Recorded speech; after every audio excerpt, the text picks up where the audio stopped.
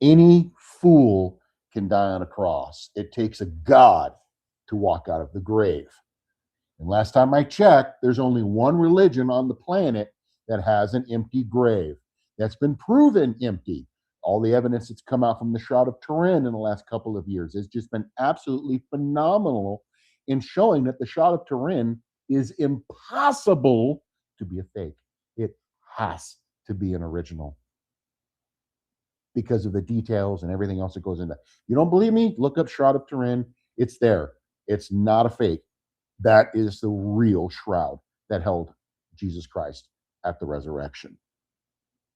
Now, these guys that seem to use their theology, how do we know they're using their theology? Because one, they're always learning but never able to come to the knowledge of the gospel. So their heart is never transformed by the gospel.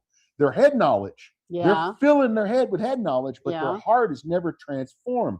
What happens with that transformation? Romans chapter 12, verses 1 and 2 tell us exactly what happens with that transformation.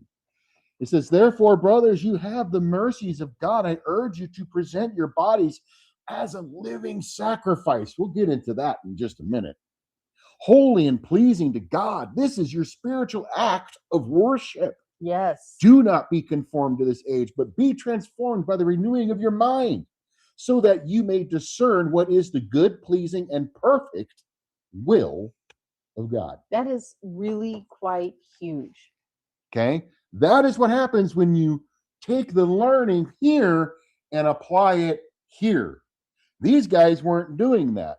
Just like Janus and Jambres, who were the two magicians who tried to out-trick Moses when they threw their staves down and their staves turned into snakes. And stuff. The interesting thing about this is that Janus and Jambres, their names are never mentioned in the Bible except this one time. So what does that tell us? There were other historical Hebrew books about Moses at the time in circulation that even Timothy, a Greek guy, would have read and would have known who Janus and Jambres was, because they're extra biblical names, even though they are tied to the event of what happened in Egypt during the plagues. They're tied to the plagues in Egypt and Moses through extra biblical text. Exactly. Okay, so that's the important part. But these guys, they tried to also reset the truth in front of Moses by showing off their magic. But what happened to those two magic staves of Jambres and Janus? Oh yeah, God's staff ate them both and then turned back into a staff, which then again started the next 10 plagues. That one staff, by the way.